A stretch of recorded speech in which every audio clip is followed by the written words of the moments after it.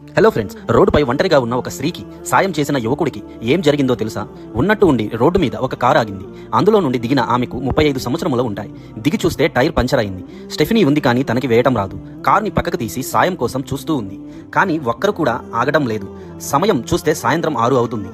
నెమ్మదిగా చీకట్లు కమ్ముకుంటున్నాయి. మనసులో ఒకటే ఆందోళన, ఒక్కటే ఉంది. చీకటి పడితే ఎలా? దగ్గరలో ఇల్లు కూడా లేవు. సెల్ ఫోన్స్లో సిగ్నల్స్ కూడా రావటం లేదు. ఎలారా దేవుడా అంటూ భయపడుతున్న సమయంలో అప్పుడే అటుగా వెళ్తున్న ఒక బైక్ ముందుకు వెళ్లి యూటర్న్ తీసుకుని వెనక్కి వచ్చింది.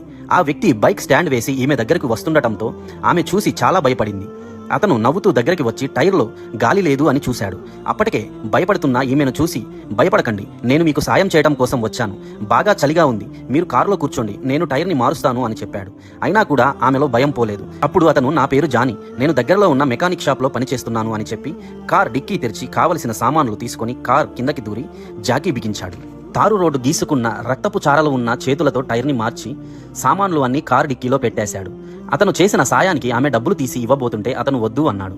ఆమె వెంటనే, మీరు కాదు అనకండి, డబ్బులు తీసుకోండి.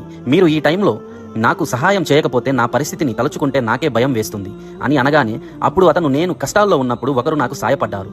మీకు సాయం చేయాలి అని అనిపిస్తే, ఎవరన్నా కష్టాల్లో ఉన్నారు అని మీకు తెలిస్తే నా పేరు తలుచుకొని మీరు వారికి సాయం చేయండి అని చెప్పి అక్కడి నుండి వెళ్ళిపోయాడు. తర్వాత ఆమె కారులో కొంత దూరం వెళ్ళిన తర్వాత ఆకలిగా ఉంది అని ఒక చిన్న హోటల్కి వెళ్ళింది. కస్టమర్ టేబుల్ దగ్గరికి ఒక నిండు గర్భిణీ మహిళ సర్వ్ చేస్తూ ఉంది. ఆమెని చూస్తుంటే డెలివరీ రోజులు దగ్గరికి వచ్చేసి ఉంటాయి అని అనిపిస్తుంది. చాలా భారంగా నడుస్తుంది, కానీ ఆమె మొహంలో ప్రశాంతమైన చిరునవ్వు.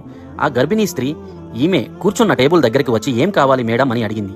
ఈ సమయంలో కూడా ఇంత కష్టపడుతున్న ఆమెను చూసి ఆశ్చర్యపోతూ ఆమె భోజనం ఆర్డర్ ఇచ్చింది.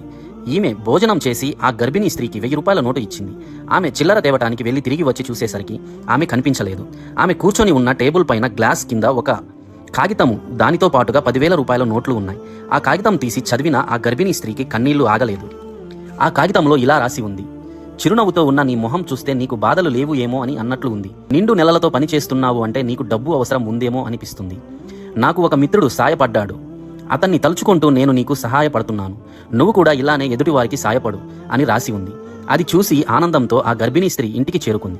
అప్పుడే ఇంటికి వచ్చి అలసిపోయి పడుకున్న భర్త చేతికేసి చూసింది. గీసుకుపోయిన రక్తపు చారలు ఉన్నాయి అతని చేతి మీద. ఆ గర్భిణీ స్త్రీ అతని పక్కన కూర్చొని, మనం డెలివరీకి డబ్బులు ఎలా అని దిగులు పడుతున్నాం కదా, ఇక భయం తీరిపోయిందిరా జానీ అంటుంది. జరిగిన విషయం తన భర్తకు చెప్పి, భగవంతుడే మనకి ఆమె రూపంలో సాయం చేశాడు అని మనసులోనే కృతజ్ఞతలు తెలుపుకుంటుంది.